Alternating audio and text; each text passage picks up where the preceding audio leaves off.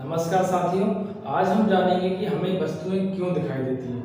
हम हमारे आसपास जो कुछ भी देख रहे हैं, खुला आसमान, हमारे चारों ओर का वातावरण, जो भी आप अपने आसपास का नज़ारा देख रहे हो, वह हमें क्यों दिखाई देता है, उसको जानने के लिए हम सीखेंगे कि ऐसा क्यों होता है। देखिए यहाँ पर टॉपिक भी आपका लिखा हुआ है कि कोई भी वस्तु हमें क्यों दिखाई देती है। सोचने वाली बात है, बेसिक सी बात है। यदि आप इस बात को जानते हैं तो बहुत अच्छी बात है।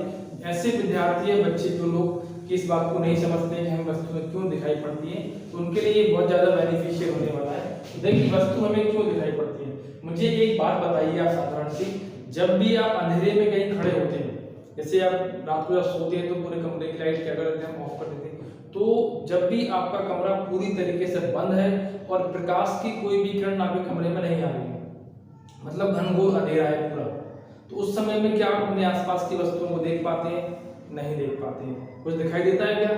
सामान्यतः ऐसी स्थिति हमें कुछ भी दिखाई नहीं पड़ता है। तो सबसे पहली बात आपको क्या याद रखना है कि यदि हमें किसी वस्तु को देखना है तो हमें किसकी जरूरत पड़ेगी? प्रकाश की जरूरत पड़ेगी किसी वस्तु को देखने के लिए। किसकी जरूरत पड़ेगी? सबसे पहला मोटिव क्या होगा? सबसे पहला टर्म क्या होगा इसमें? लाइट, प्रकाश। यदि हमें अपने आसपास की वस्तुओं को देखना है तो सबसे पहले हमारे पास क्या होना चाहिए? प्रकाश होना चाहिए, लाइट होना चाहिए। अब चलो लाइट आ गई। लाइट कैसे आई? आपने स्विच ऑन किया और उजाला हो गया। अब जैसे ही उजाला हुआ आपके कमरे में तो आपने क्या पाया कि दीवार पे ये वस्तु खड़ी नहीं है, सामने मेरा मोबाइल रखा है और अन्य अन्य स्थानों पे आपकी सारी वस्तुएं रखी होती हैं जो कि हमेशा से ऐसे रखी होती है आपकी। तो आप मतलब लाइट ऑन करते ही आसपास की वस्तुओं को देख पा रहे हैं। तो इसका क्या मतलब है? देखिए सिंपल सी बात है, जैसे ही आपने कमरे की लाइट को ऑन किया तो वो लाइट जो क्या है, जो जैसी ऑन हुई तो उसकी जो रे होती है, किरण, वही कहाँ आई? आपके आंख के ऊपर। तो जैसे ही वो आंख के ऊपर आई और आपकी कॉर्निया पर पड़ी तो उसका इमेज कहाँ बनने लगा? पीछे की तरफ। तो वह वस्तु क्या होने लगी? आपको दिखाई देने लगी। मतलब प्रकाश का आपकी आंख पे टकराना और टकरा कर वापस जाना वस्तु के ऊपर, तो जिससे क्या होती है? आपको वस्तु दिखाई पड़ती है। तो देखिए क्या हुआ? प्रकाश ऑन हुआ, आपकी आंखों पर आया, आंखों से कहाँ पहुंचा? जो वस्तु आपको देखना है उस वस्तु पर। तो टकराना मतलब प्रकाश के टकराने के कारण, कहाँ टकराने पर? हमारी आंखों पर टकराने के कारण क्या होता है? वस्तुएं हमें दिखाई देती हैं। अब देखिए इसी को साइंटिफिक लैंग्वेज में क्या कहा जाता है? जो हम प्रकाश के टकराने की बात कर रहे हैं, प्रकाश के टकराने, इसी को साइंटिफिक लैंग्वेज में, विज्ञान की भाषा में क्या कहा गया है? इसी चीज को कहा गया है प्रकाश का परावर्तन। प्रकाश का परावर्तन अर्थात रिफ्लेक्शन ऑफ लाइट।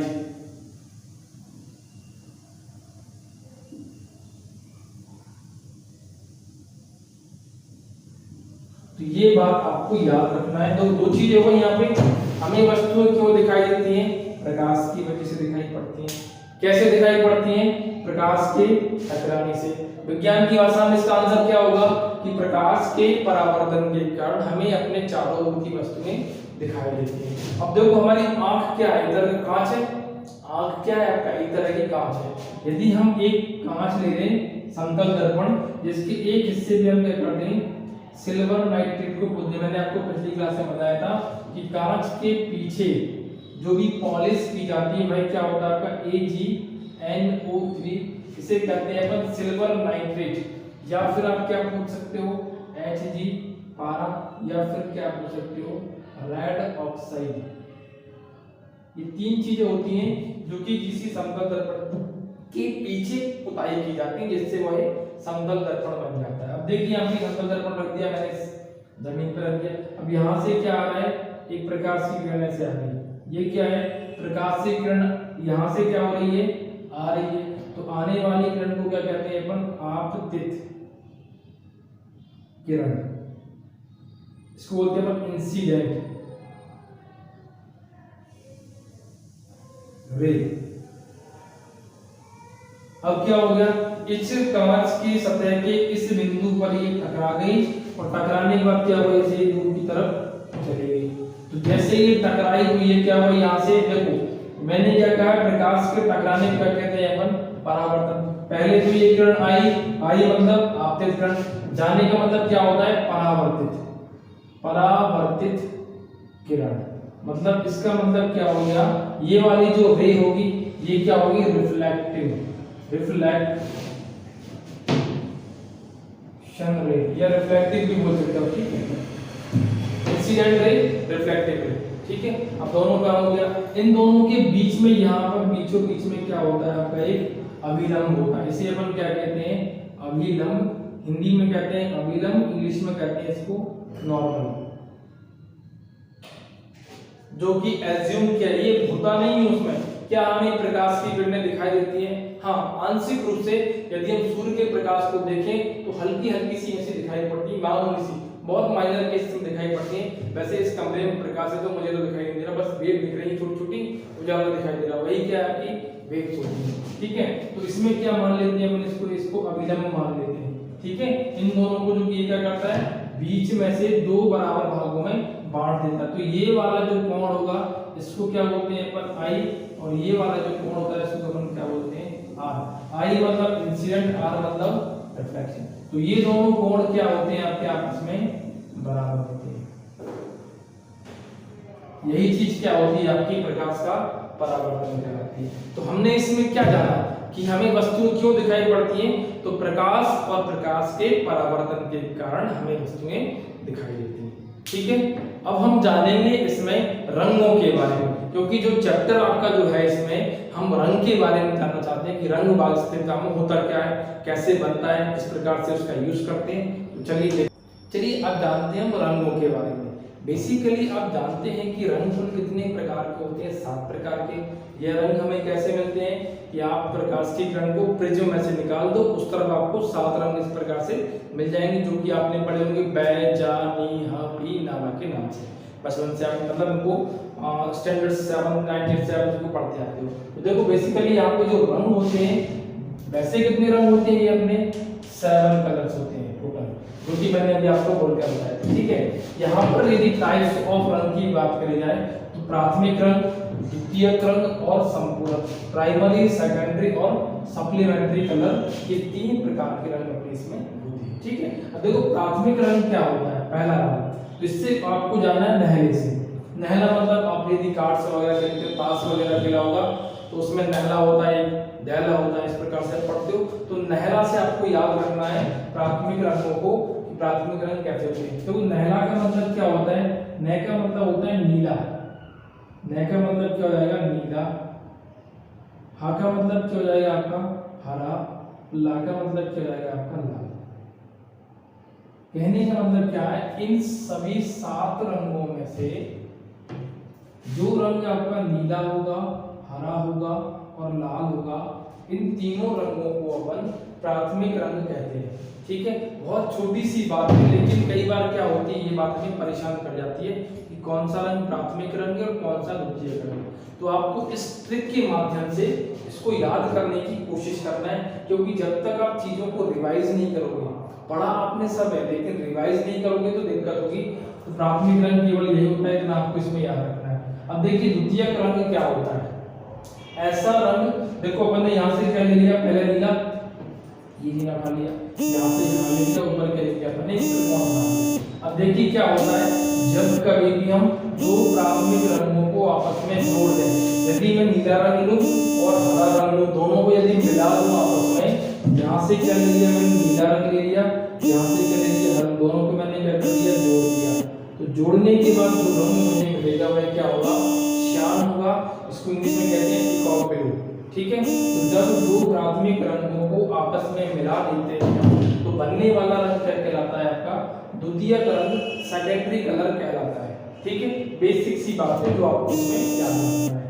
अब इसमें जो रंगों को आप मिला रहे हो, ऐसा मत करना गलती से कि आपके पास नीले कलर का पेन हो तो ऐसे करने चले जाओ, नीले कलर का पेन हो गया ये, और हरा कलर का पेन ले आओ, उस पर हरे कलर से करना, फिर आप देखो कि यार ये श्यान बना कि नहीं बना।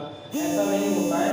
जब भी हम इन 2 रंगों को मिलाते हैं तो ये रंग क्या होते हैं, शुद्ध अवस्था में होते हैं, एकदम प्योर।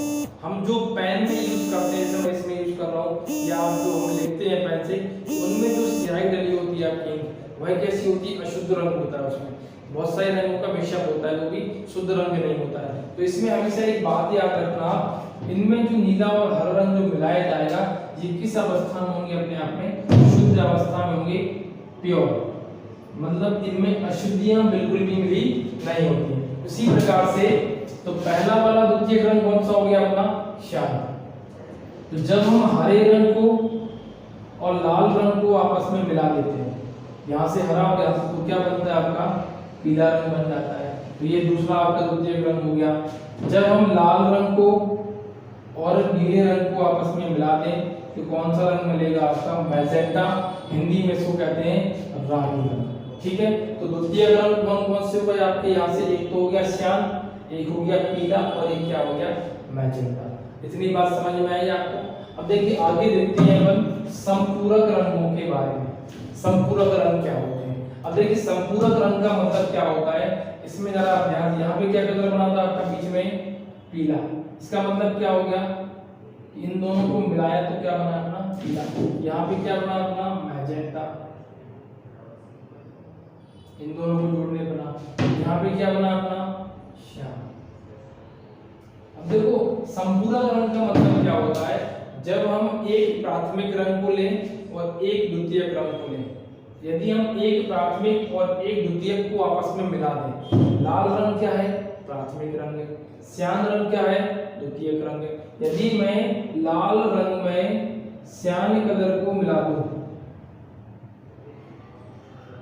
तो जो भी रंग हमको मिलेगा वह क्या कहलाएगा, आपका संपूरक।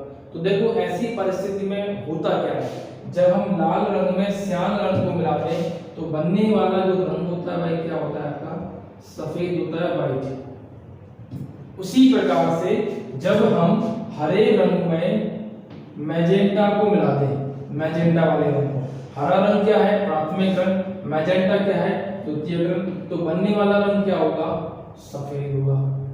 उसी प्रकार से नीले रंग में यदि पीला मिला दें तो बनने वाला रंग क्या होगा, सफेद होगा। तो तीनों ही स्थितियों में बनने वाला रंग क्या होता है, आपका सफेद रंग होता है। तो देखिए एक बार रिवाइज कर लीजिए। सबसे पहले रंग जो होते हैं सात किससे दिखाई देते हैं, हमको प्रिज्म में से गुजारो आपको दिखाई दे जाएंगे।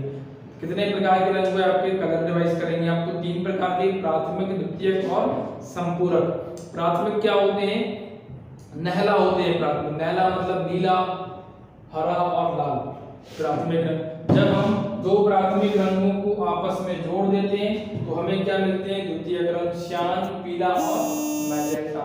अब संपूरक मतलब जब एक प्राथमिक और एक द्वितीयक को आपस में जोड़ा जाता है तो बनने वाला रंग क्या कहलाता है, संपूरक, जो हमेशा तीनों ही स्थितियों में क्या होता है, आपका सफेद रंग प्राप्त होता है। ठीक है, तो ये रंगों के बारे में एक छोटी सी आपकी क्लास है जो आपको याद रखना है, क्योंकि यहाँ से कई बार क्या होता है एग्जाम में पूछा जाता है क्वेश्चन, और आपकी बेसिक नॉलेज के लिए ये जानना जरूरी है कि रंग कितने टाइप के होते हैं, कैसे बनते हैं। कई बार क्या होता है प्रिंटिंग जो इंडस्ट्रीज होती है, उद्योग वगैरह, हम कई बार प्रिंट निकलवाने जाते हैं तो आपने देखा हो इनके छोटे छोटे बॉक्स बने होते हैं, उसमें इंक डाली जाती है, तो कौन से कलर होते हैं आपके, प्राइमरी कलर होते हैं, ये नहरा वाले। ठीक है, तो आप कभी इसको एज्यूम कीजिए, कभी गौर करना कि जो प्रिंटिंग मशीन होती है उसमें रंग जो डाले जाते हैं, कलर्स फिल किए जाते हैं, उस टाइप के रंग होते हैं कि प्राइमरी कलर्स होते हैं। ठीक है, तो आपने जाना रंगों के बारे में कि रंग किस प्रकार होते हैं। ठीक है।